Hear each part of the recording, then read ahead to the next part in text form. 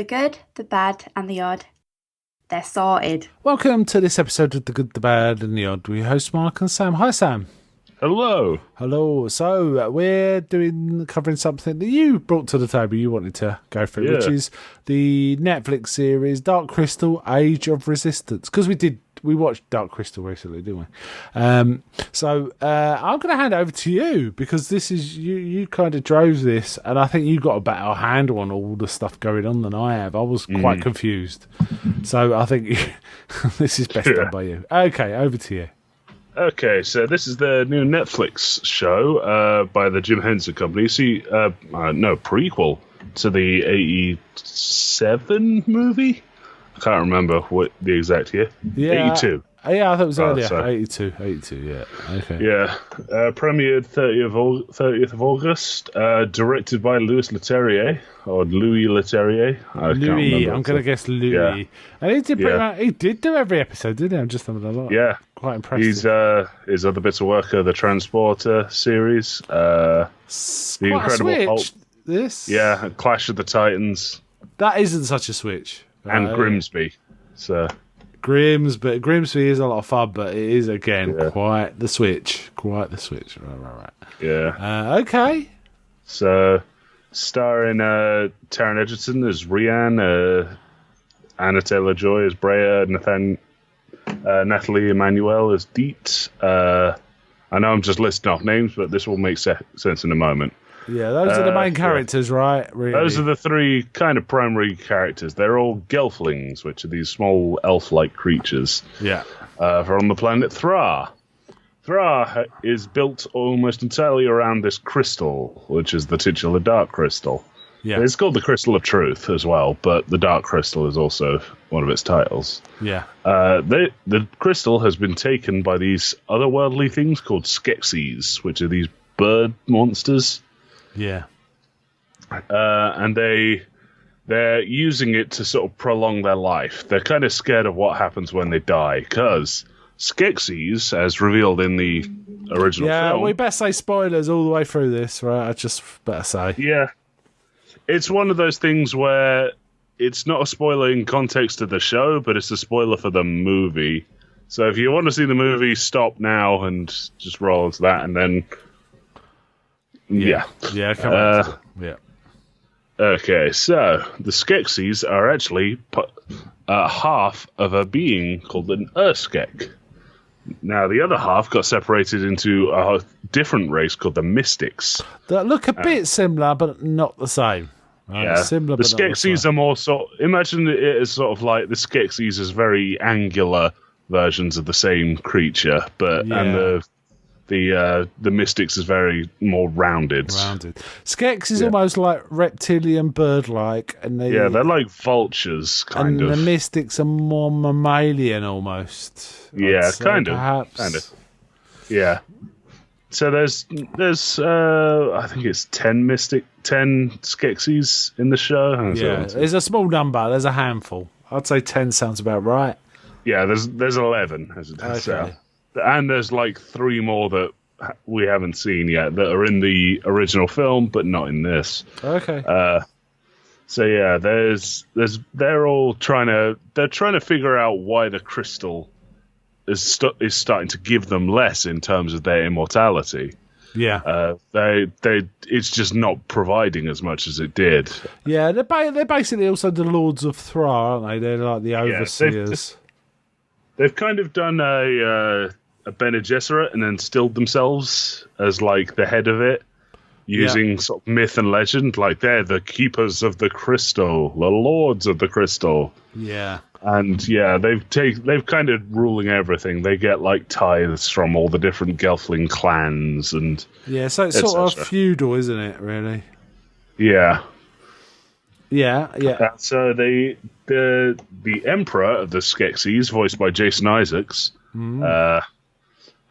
entrusts the scientist Skektek, played by Mark Hamill, to find out what they can do to fix it.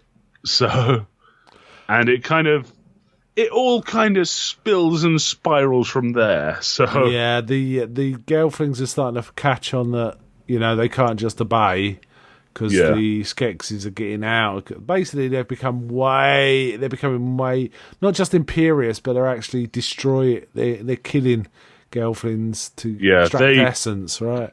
Life essence. This is a thing from the original film. Is they drain them of their essence, and I think it's the first episode shows the Skeksis discovering how to do it With the help of Skek Tech, right? Skek Tech. He says he accidentally inverts something in the Dark Crystal, which instead of giving life, it takes life away from things and puts it in a liquid form. Yeah, these Skeksis. Let's just talk about the model work. They're really good, aren't they? It's the Henson Company. Yeah, so it's going to be really good. It looks great, and the art design of the whole thing, it looks really good. It's mostly practical with a bit of CGI enhancement, certainly around the movement, and the tongues of the Skeksis are clearly CGI because they move way too freely compared to the rest of the puppet. But it's rather wonderful, actually. And basically, we get is it like 3 different? Well, a pair and another one, kind of starting to realise what's going on. There's Rian, which was Taron Egerton. Yeah. There's also Mira, who's Alicia Vikander, and Gurjin, who's Harris Dixon. I don't recognise. No. Let's just say the names we know. It doesn't mean anything to anyone. Yeah. He's been in some art films, but they basically accidentally discover these things called Arathim living under the castle.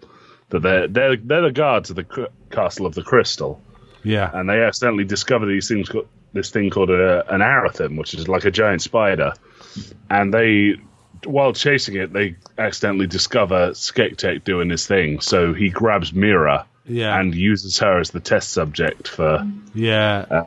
There's lots of holes in the ceilings, which is quite convenient for plotting. Yeah. You accidentally stumble across things. So it's kind of grim. And also we also get another Gelfling tribe, a princess, isn't it, Bria? Yeah, the Vapra. Kind of realise someone. Is it? She sees someone wearing something that's clearly tribute given to the Skeksis, which kind of. No. Or is that a later one? There was a whole scene of she's introduced like reading books, but she needs to get to like it's not really a castle, it's just like a big hall for this tithing ceremony where where the different like farmers and stuff come and give their tribute.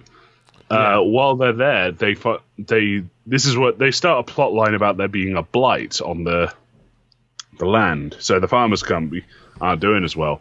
But one of the Skeksis points out that their farmer's wife is wearing a nice ornate necklace thing. Yeah. So they kind of say, well, if you give us that, it wouldn't be too bad. Then after they've gone, the princess like debates it for a bit, but then finds out that the Skeksis just turned around and gave it to her mother. Yeah. Who's like the ruler, and she won't give it back. So the princess kind of nicks it and gives it back to the farmers anyway. So. Yeah. And then there's another Gelfling, which is Deet, who kind of realises Thra is being consumed by something called the Darkening, which is caused by the breaking or the cracking of the crystal, or the removal of part of the crystal.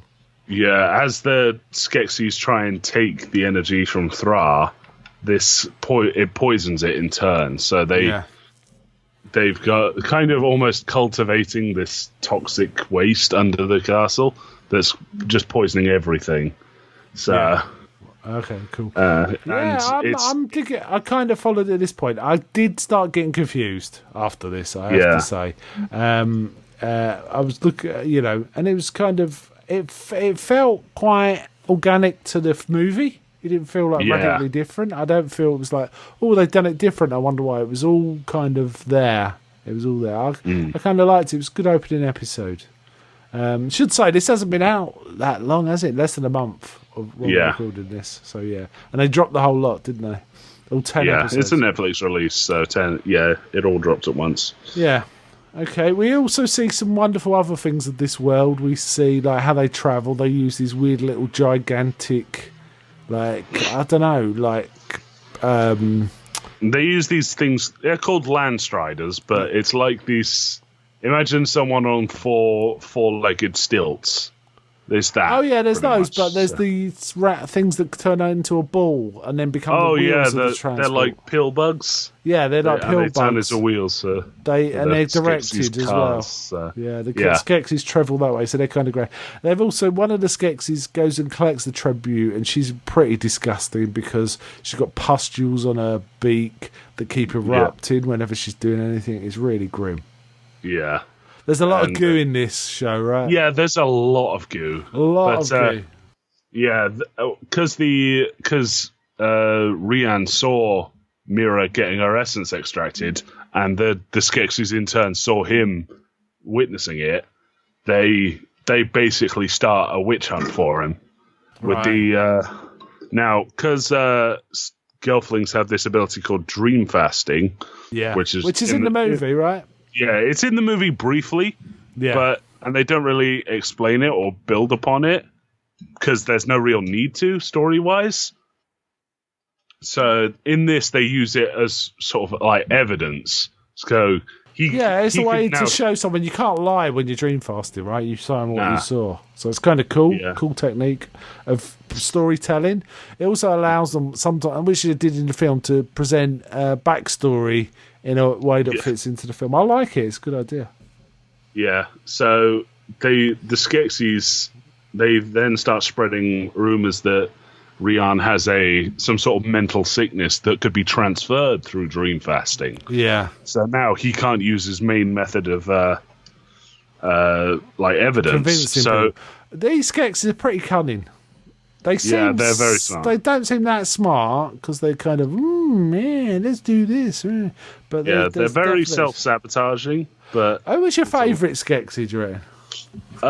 I quite like Skektek, the scientist. The scientist. I kind of like the Chamberlain because he was. Who was Yeah. Simon Pegg, right? So Yeah, you'd was never proper- tell. It sounds exactly like it did in the 80s movie. Yeah, and considering these are big lumbering creatures, I also really like the Yeah. Hunter. He was a total badass. He moved. Oh really yeah, fast. he was Skek Mal. Yeah, he was kind of convincing. You think a big puppet, how's that going to be convincingly, fast? But they managed to pull it off in a way that some of the other puppets, when they're CG to move fast, don't quite work in the same way. But Yeah. he's very fluid and He's downright Skek. He's basically a Skeksis predator. yeah, Is what he's it's like. really cool. Very good description. Yeah. His kind of his signature scene is a couple of episodes on. Rian's kind of proved his innocence, and he's running around with a small troop, which Yeah. includes his dad, who's like a legendary fighter. Yeah. And Skekmal turns up, locks both their swords when they try to attack him, and then whips out 2 new arms and pulls out more swords. Yeah. and he's starts badass. fighting like that. He's really badass. In the meantime, I also forgot to mention Dee picks up a little friend, doesn't he? So, yeah, she picks up Sorry, a Shay. podling, which are these like little potato people, and that's not like an odd description. They do look are like supposed, potatoes They are supposed to with be faces. potato people. Oh, are they? So, And he's called yeah. Hup, and he's like kind of a warrior, but all he's got is a spoon. yeah, Kinda. Is it? She calls Also, him a I paladin, think- right? Doesn't she? Or am I yeah. dreaming? Paladins in the Dark Crystal are like the royal guard, pretty much. Yeah. It's not like going on crusade for the Pope sort of thing, or France. Yeah. So yeah. Sorry, go on. So yeah, Hup is on his way to Hurrah, which is the capital city and also where Bray is from, to give them a message from Aughra, who is kind of like the planet personified. She's kind of as close to a god as the show and the Yeah. setting gets. She's literally from the planet. She'd like sort of crawled out of the dirt one day. Yeah, already old. she's a mystical witch, a good witch character kind of thing, isn't she? Yeah, but she used to look after the crystal, but the Skeksis gave her this orrery, which Yeah. is like it let her view the stars. So she spent her time sort of meditating and exploring space.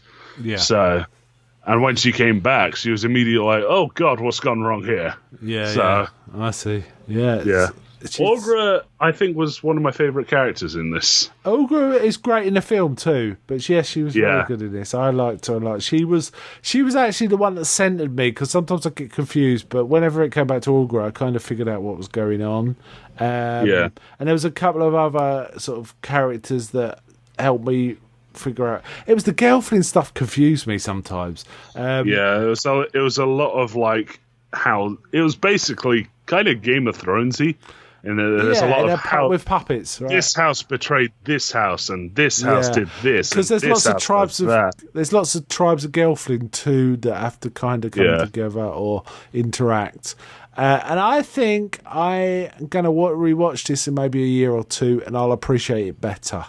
But I was a little confused through this. So yeah. Anyway, sorry, go on. Yeah. So the hunter, Aughra's like now exploring to try and figure out how she can fix stuff. She does briefly go to the Skeksis castle and has kind of a funny little interaction where she walks in on them I think it's like 3 of them just in the bath. Yeah. She like washes her eye and she like lifts it out and looks at them and goes, "So little has changed." Yeah. I liked this. I have to say also I like the Skeksis outfits. We haven't mentioned those. Those help us. Well, the Skeksis are distinguished by some of them have quite different beaks and faces, but some of them are similar. But where they're similar, they have quite different outfits. So it's kind of the scientists quite distinct from the Chamberlain, say. Yeah. Stuff like that. And also stuff happens like the scientist gets his eye eaten. So he has to replace it with like a little... Yeah. Well... A peeper beetle, isn't it, or something? Yeah, peeper beetles. They put it into his eye, and it takes his eye out, or it stings his eye, or something, or eats his eye. I don't know.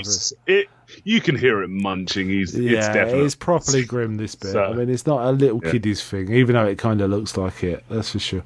Sorry, I interrupted you.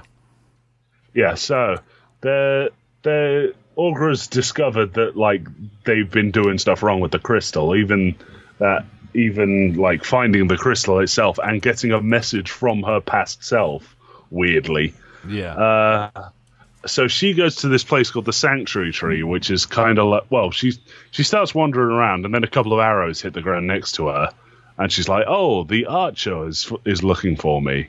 So she travels for a bit, and it's like, "Oh God, this is too far." She like sits down.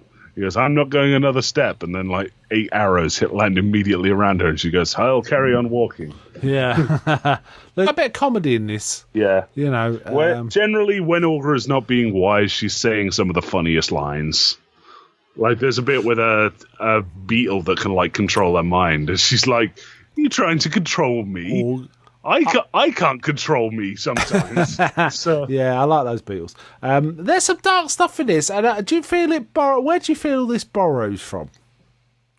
I'm going to say,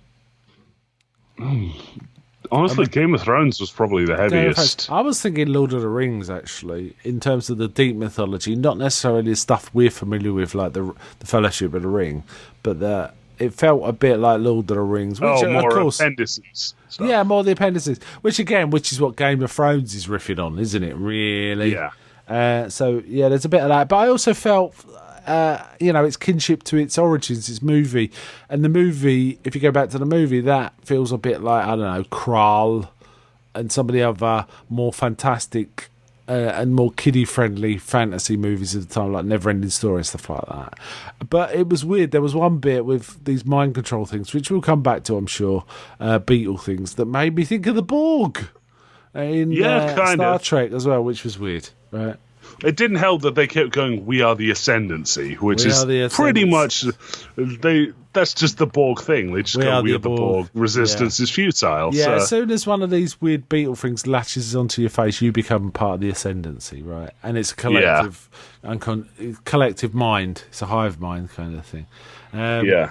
And in fact, the darkest point it gets to is where the Gelflings are trying to struggle to fight against the Skeksis. Yeah, they set up a resistance, and one of their own like walks into the group with like a long cloak on, and just opens the cloak, and all these bugs are covering her, and they start jumping on people. Yeah. So And then, so it looks like they're going to get possessed by somebody else even before they even start the fight with the Skeksis. But somehow, is it Rhea manages to talk the Ascendancy into being allies? I think it's kind of. It's because the Skeksis, when they discover the Resistance is forming, they employ the help of the Arathim, who are actually living under their castle. Yeah, and the have Arathim. a quite cool way of talking, where they talk as a group, but there's like several of them doing those all like it's kind of old fashioned, but it's like that hand puppet thing where it's just several people like just using their hands to make like a face or. Yeah, do you know what I'm talking about? Yeah, it was kind of cool. It was kind of cool. I like the fact that all through this, the communication mechanisms between the different races were quite well thought out and distinctive. And I'm trying to think of another example. There's another example of that. What is it? I can't remember. Skeksis just have a giant horn to alert Skekmal. Yeah, but there's all sorts of clever ways that things interact with each other throughout this that I kind of liked. It was a rich world. It looked very lush as well. And it was interesting. We also had like little scenes where we were introduced to each of the new Gelfling races too, and got this, slightly different colour, or the ears were slightly different, and things like that, right? So so it kind of builds to it's quite slow, isn't it? It's not only is it building to resistance, they have to uncover a special weapon as well. Yeah, they're looking for something called. Well, it starts off they all keep finding this one particular symbol. Now Breya finds a golem that has kind of a tape recording on its arm that it can play, and that says like "Come to us at the Circle of the Sun." Yeah, and when they get there, there's a Skeksis. Yeah, but it turns out that this Skeksis is a heretic. Yeah, I really like this whole thing. There's one Skeksis that doesn't hang around with the rest of the Skeksis, called the Heretic, and he hangs around with his mystic analog, doesn't he? Yeah. Whose name the Wanderer. The Wanderer. It's, well, I could say it like that, or I could say it like the joke in the show where he's super slow. So, like, you've got this hyperactive Skeksis played by Andy Samberg. Yeah. And then Ergo the Wanderer, who talks so slowly that usually the heretics finished his sentence. Yeah, he keeps saying, come on, speak faster is the implication, isn't it? He's so fed up with him speaking slowly. And he's played by Bill Hader, so... Yeah, very good, very good. I liked all of that. That is a bit I really liked. And then it got super meta because they were like, oh, we'll explain the history of like all this for a bit through the medium of puppetry. They say one of the oldest mediums known, puppetry or something like that, don't they? Yeah, and so they basically explain. Yeah, they employed this. Oh, I can't remember his name. But he's like a really good puppeteer who does like that particular type of puppeting as opposed to like the larger stuff that the Henson things do. Oh, I can't remember his name. I just like the fact they got a little Mother Ulgra and little this and little. It was fun.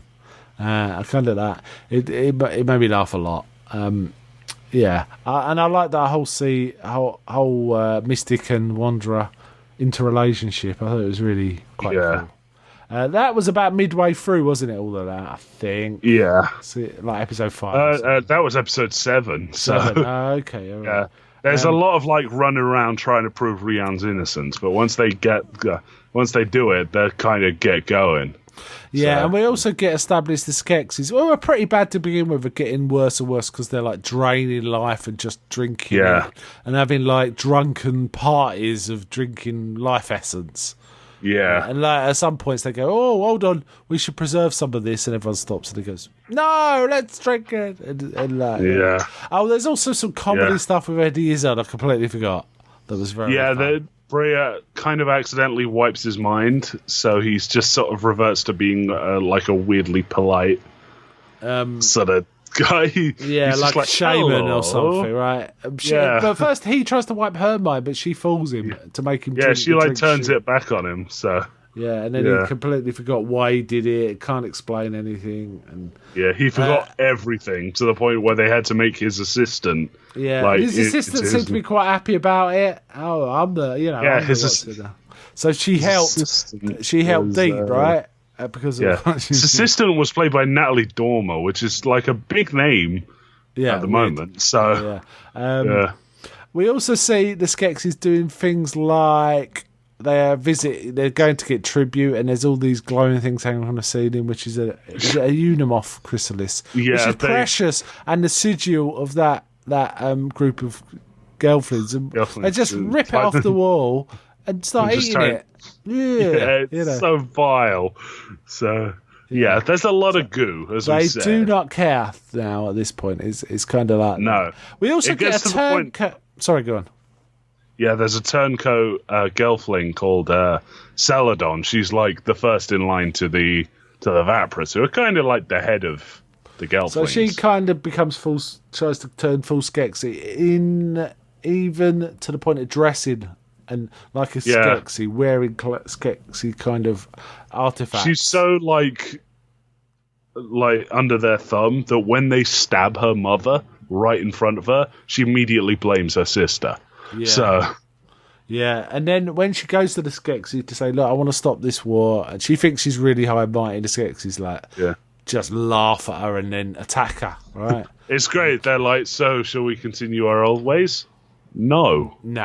So you'll only take the 7 volunteers? No. Yeah. Will we at least get some mercy? No. And then they because it does start with them saying her crown. Yeah, it starts with them saying, the Skeksis saying, we need 7 volunteers from each tribe to help fight alongside the Skeksis. Is a great honour and all this. But all they're doing is killing them to drain their essence. And there is a whole thing, I should have mentioned, Rian has this girlfriend who is the first one drained, which really motivates him. I did mention that. You did mention it. So there's a whole revenge motivation in this too. So, And Rian is the one who ends up with the dual glaive in the end. The dual glaive's kind of hidden in 2 places, isn't it? It has to be put together. Yeah, one of them is with the Groton, who are Dietz clan, and the other, the Groton leader, gave to Rian's father, who put it into this ceremonial thing in the middle of the Stonewood, which is Rian's father's clan's place, where after they put it in this big forge thing, where the lore on that is after a big fight, they put their swords in there to melt them down and turn them back into plowshares, pretty much. Okay, that makes sense, I guess. But because it's a magic sword, it doesn't melt. It's just like in the middle of this forge. You're right. Yeah. It's kind of cool when that goes back together. Yeah. And in the end, the Skeksis get fed up and they decide to go to war. And it seems kind of ridiculous because it's just the 10 or 11, 10 actually. Skeksis. Oh, no, we should clarify that there's I think there's 8 at this point because they tell the scientist that he can't come. Oh, yeah, and the hunter gets killed at this point. We should mention this. Yeah. There is one cool scene where the hunter attacks the Wanderer and the Heretic. The Heretic. But the Archer turns up, who is the mystic version of the hunter. Yeah, he's his counterpart, and he just nails him with arrows. Yeah, but even though it'll kill him. Yeah, the cool thing is, every arrow that hits the hunter also hurts the archer, even though he's firing the arrows. But he still does it because he wants to drive the hunter back. That's really cool. That's a really cool sort of dichotomy of character. And credit to the hunt. Yeah, credit to the hunter. He basically walks miles, dying, injured, dragging a cage all the way to the Skeksis castle to die in the throne room. Yeah, and they want him revived, and Mother Ulgra makes a deal with it. This bit I got confused about. Yeah. She basically says you can Okay, so at this point, they've pretty much captured all the important Gelflings and had them in cages.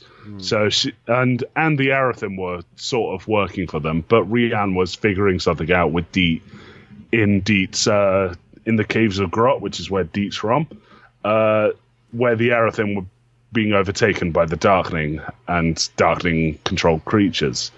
They cut a deal to get out, and the Arathim allied with the Gelflings. Yeah. Aughra then shows up and cuts a deal with the Skeksis, saying that no Gelfling essence is going to be able to revive the Hunter. They'll take something like super important, like the representative of the planet or something, and sort of kind of tries to, like, she's eventually flat out says, like, look, drain me and let them go. And when they do that, she's pretty much mocking them the entire time. She's like, ooh, spinny chairs, how fancy. Yeah, I like that. It was kind of cool, yeah. Yeah, so they do that, and it doesn't seem to do anything except make Aughra explode. But all the Gelfling get away, so yeah. But that is to power the revival of the Hunter, right?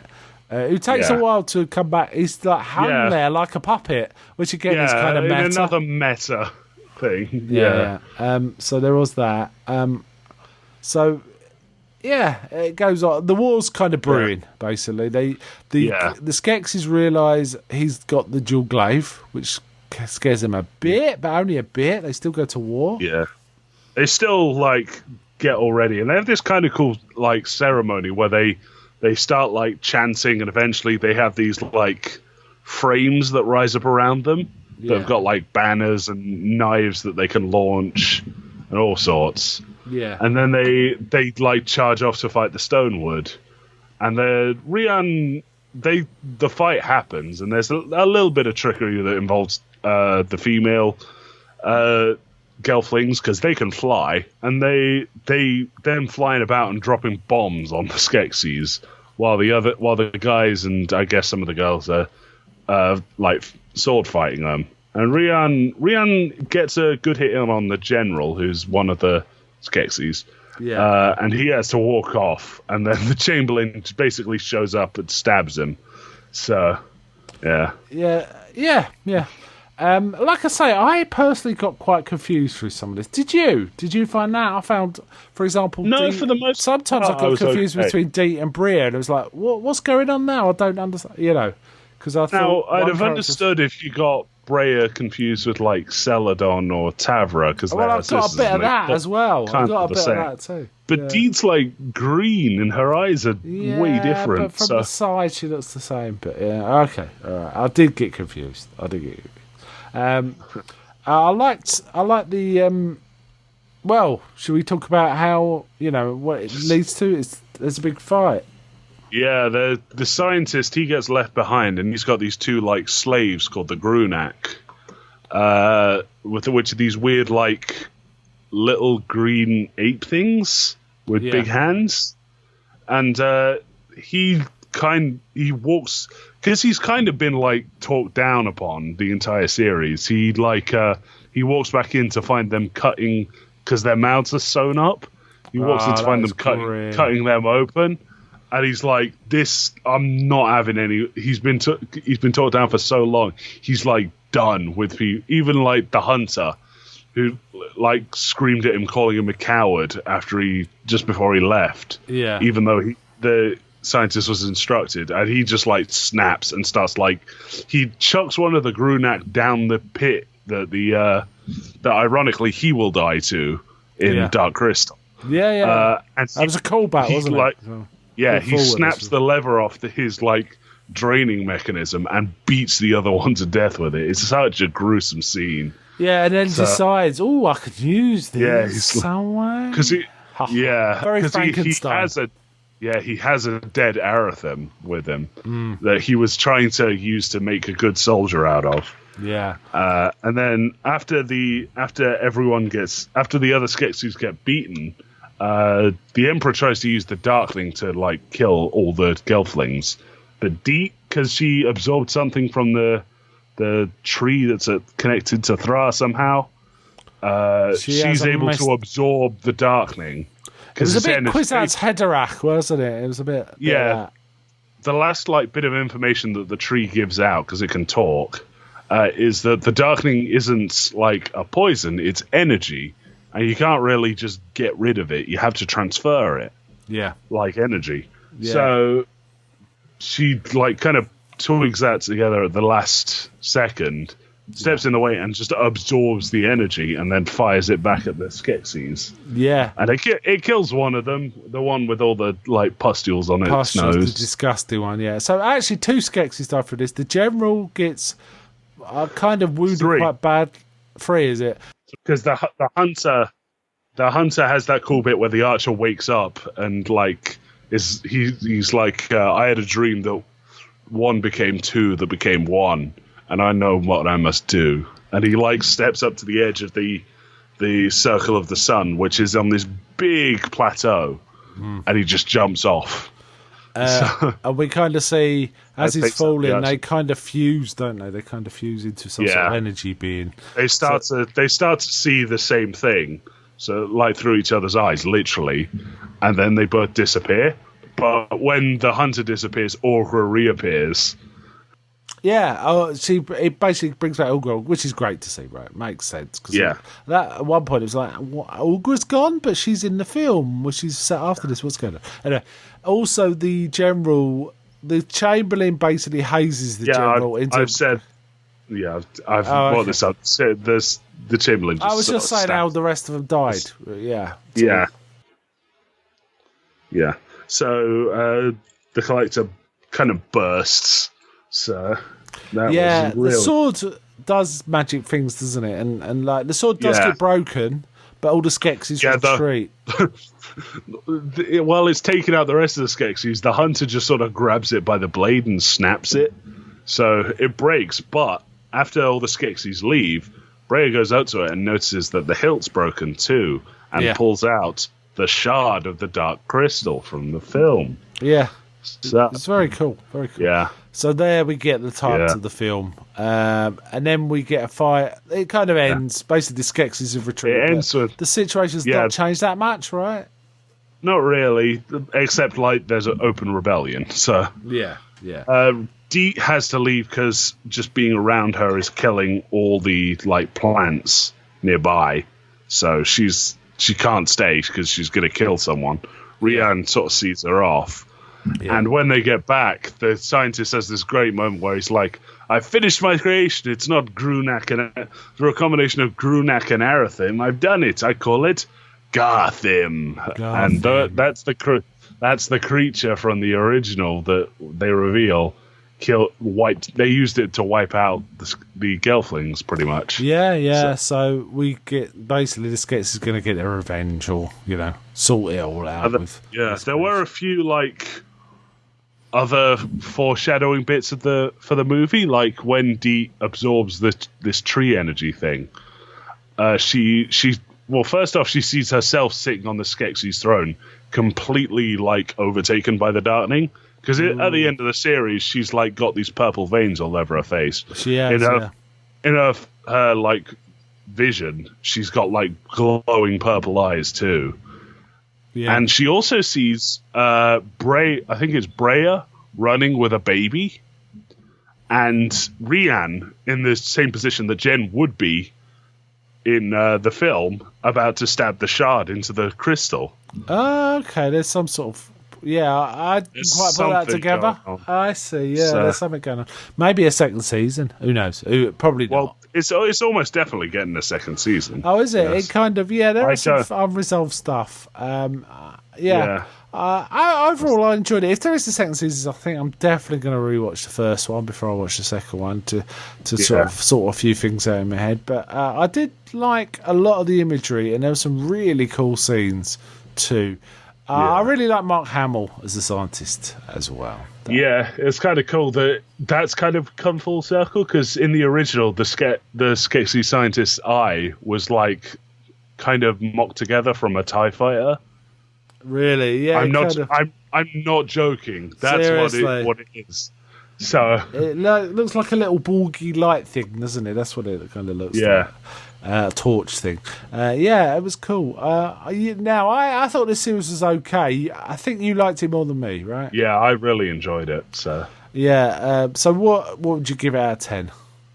Oh, I'd give it an easy 9. I'm going to say a 7. I think if I was... The thing is, I think I was not paying attention as much as I should have, so I can't really blame the series for that. Though some of the imagery looked really similar to me, so I was just getting confused. I was getting confused which kingdom we're in sometimes as well, and stuff like that. Maybe I just had a failure to distinguish the Gelflings as better in the right way. They were a bit similar for my liking, but I think that might have been me. But I still give it a 7. And I really liked. There were some individual scenes I really liked. Anything with Mother Ulga was great, and the one what are they called? The Heretic and the other one, his name, the Wanderer. The Wanderer, and I liked the Hunter and the Archer stuff too. That was very cool. And anything with the Skeksis in the throne room was kind of fun. And the scientist in his lab. That was all fun too. So there were some really interesting political bits. There's like one bit I remember where Rian's being taken somewhere by, I think, the Chamberlain. It might have been the scientist. I can't remember now. And basically, it's the Chamberlain. He stops and because Chamberlain's the real political manipulator, isn't he? He stops the carriage and cuts his bond and says, "Go, escape if you wish," and Rian stays, right? And stuff like that. There was some nice moves. He basically says something along the lines of, "We're just going to burn all the Gelfling sissies to get you." Anyway, this just gives us another excuse to take them all. So Rian stays there. There was nice little touches like that too. I guess, you know what? If you like Game of Thrones with puppets, this is no, that's being facetious. If you like a bit of, it's interesting. It's an interesting series for sure. Yeah, I can't say I loved it though. Not like you did. That's for sure. Okay. Okay, shall we wind it up there then? Okay. So bye from me. Bye.